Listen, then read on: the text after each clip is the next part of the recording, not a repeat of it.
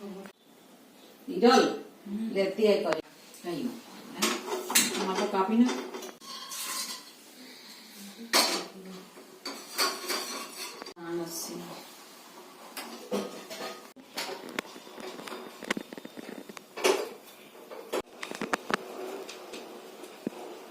નથી પાલકમાં પનીર નાખી દેવું નાખી દેજે પાલકમાં મૂકવું છે તારું શાક ગરમ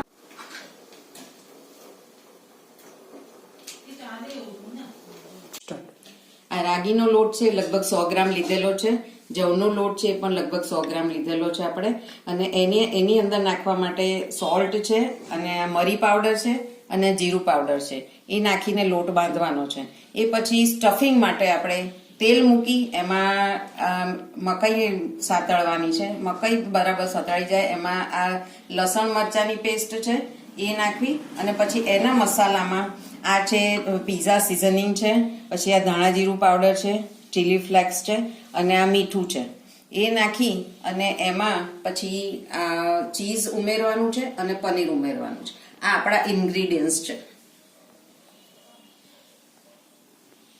એક પેનમાં લગભગ 2 ચમચી જેટલું તેલ લેવાનું છે તેલ ગરમ થાય એટલે એમાં થોડી હિંગ નાખવાની છે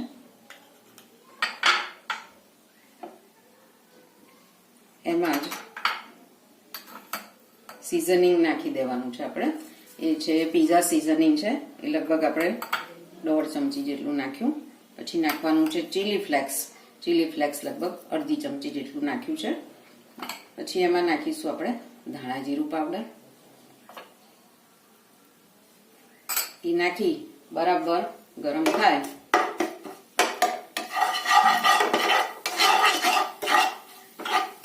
એટલે એમાં આપણે મકાઈ એડ કરીશું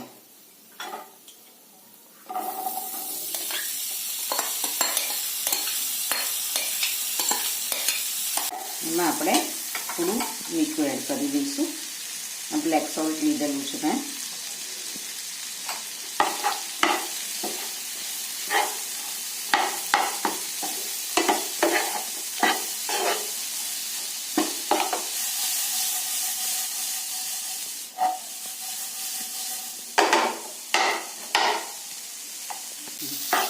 હવે આને બરાબર સતળાઈ જાય એટલે એમાં તુલસી પાન તોડીને 4 થી 5 તુલસી પાન છે તોડીને એડ કરવા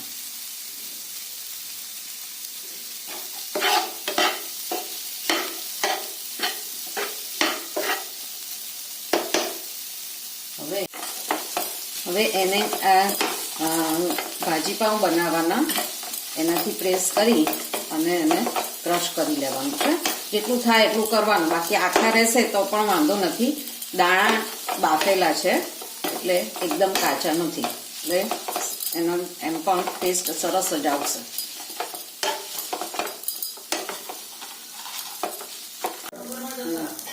હવે એમાં પનીરના નાના પીસીસ કરેલા છે આપણે એમાં આપણે જે મિશ્રણ બનાવ્યું મકાઈનું હેલ્ધી મિશ્રણ એમાં આપણે ઉમેર્યા હવે એમાં એની સાથે જ આપણે આ ચીઝ છીણેલું છે લગભગ 2 ક્યુબ જેટલું છે એ લગભગ આપણે એમાં ઉમેરીશું આ રેસીપી એટલી બધી હેલ્ધી છે અને સાથે ટેસ્ટી પણ ખૂબ જ છે તમને ખૂબ જ ખાવાની મજા આવશે અને તમે જે બહારના પીઝાને ખાતા હશો એ પણ ભૂલી જશો એટલું સરસ લાગે છે એકવાર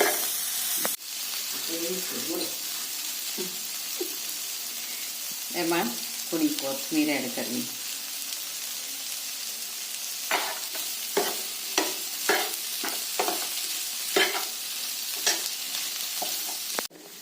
એમાં થોડી લસણ અને મરચાંની પેસ્ટ એડ કરવી લગભગ અડધી ચમચી જેટલી અને એને બરાબર મિક્સ કરી લેવું આપણે 1 વાડકો રાગીનો લોટ લીધો છે 1 વાડકો લીધો છે આપણે જવનો લોટ એની અંદર આપણે એડ કરીશું મીઠું એની અંદર શેકેલા જીરાનો પાવડર આપણે એડ કરીશું અને એની અંદર આપણે મરી પાવડર એડ કરીશું, જેથી અંદર તીખાશ અને જીરાની ફ્લેવર ખૂબ સારી રીતે આવી જાય. હવે એને આપણે પાણી નાખી અને લોટ બાંધી લઈશું.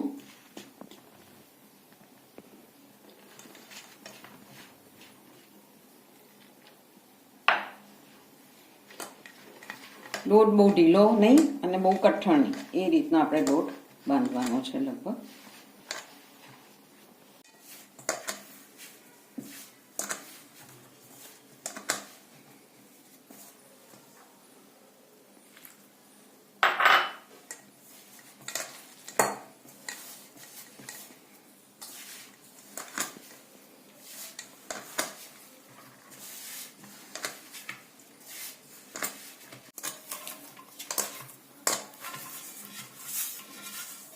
આ રીતે આપણે કઠણ આવો લોટ બાંધી લેવાનો છે કે જે ઢીલો નહીં, કઠણ પણ નહીં.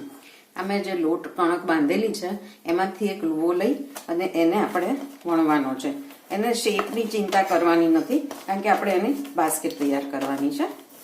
એટલે આવો એક પુલ્લો લઈ અને આવી રીતે પૂરી વણી અને એને આપણે આ ગ્રીસ કરેલી જે બાસ્કેટ છે એની અંદર આ મોલ્ડમાં આપણે સેટ કરવાની છે. અને આવી રીતે એને સેટ કરી દેવાની છે મોલ્ડમાં.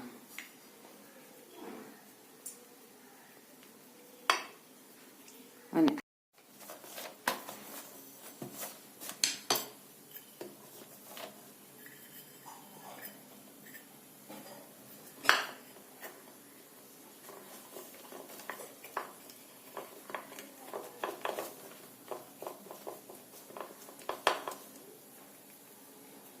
આવી રીતે પ્રેસ કરી લેવાનું છે અને પછી એને એની સાઈડ જે છે એ તોડી લેવાની છે, રીતે એનો શેપ, બાસ્કેટનો શેપ પ્રોપર આવી જાય.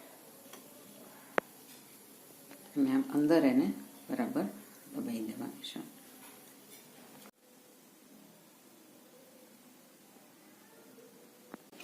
આ જે આપણે તૈયાર કરેલી બાસ્કેટ છે રાગીના જવની, એની અંદર આપણે આવી રીતે સ્ટફિંગ મૂકીશું. એવું બધી જ બાસ્કેટમાં આપણે સ્ટફિંગ મૂકી દઈશું.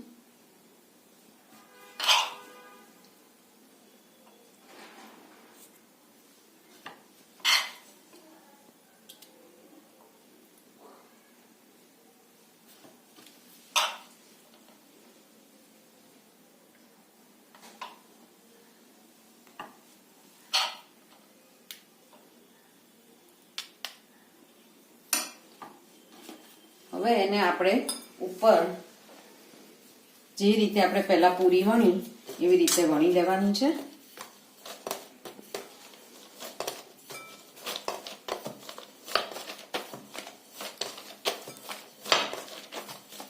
અને એને આપણે આ જે બાસ્કેટ ફિલ કરી છે એની ઉપર આ રીતે પ્રેસ કરી દેવાની છે અને બાકીનો પોર્શન આપણે બાજુમાંથી કાઢી નાખવાનો છે, જેથી કરીને કચોરી બરાબર સીલ કરવાની છે, જેથી કરીને કચોરીની અંદરથી તળતી વખતે સ્ટફિંગ નીકળી ના જાય. આવી રીતે સીલ કરવાની છે.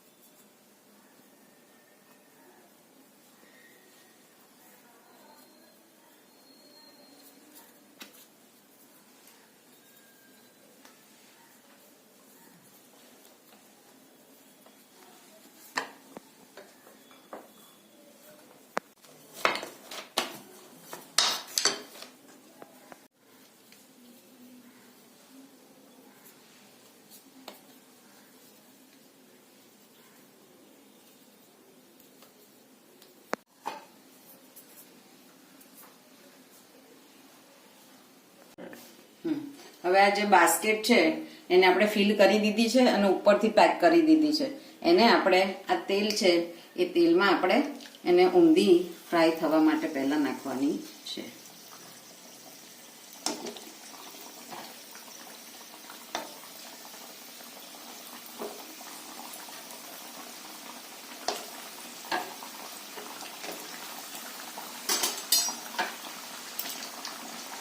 થોડી વાર એને ટર્ન કરી દેવાની જેથી બંને બાજુથી તળાય.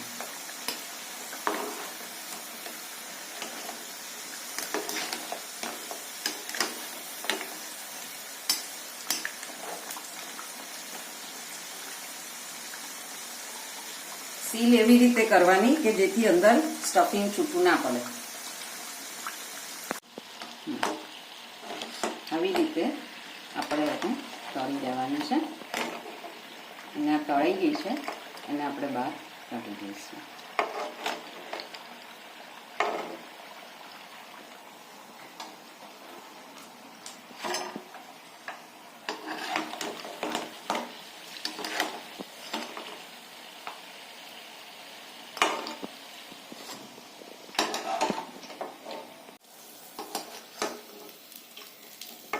ગેસ ઓફ કરી દઈશું.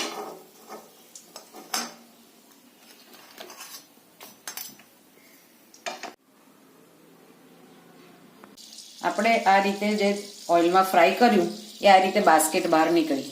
એ સહેજ ઠરશે ને એટલે એની મેળે બહાર બાસ્કેટ આવી રીતે આવી જશે અને તમે જોઈ શકો છો કે આ કડક અને ક્રિસ્પી થઈ છે બાસ્કેટ. આપણી કચોરી બાસ્કેટ આવી રીતે ક્રિસ્પી થઈ છે એકદમ.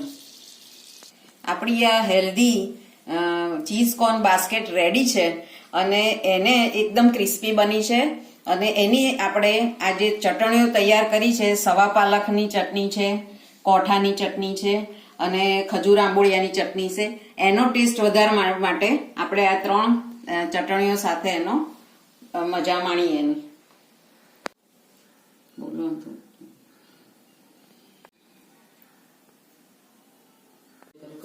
અને કહું છું તો ખરી, આમાં બ્રોકોલી તમે નાખી શકો, બરાબર, લીલા ચણા છે, બ્રોકોલી છે, બધું તમે જેવું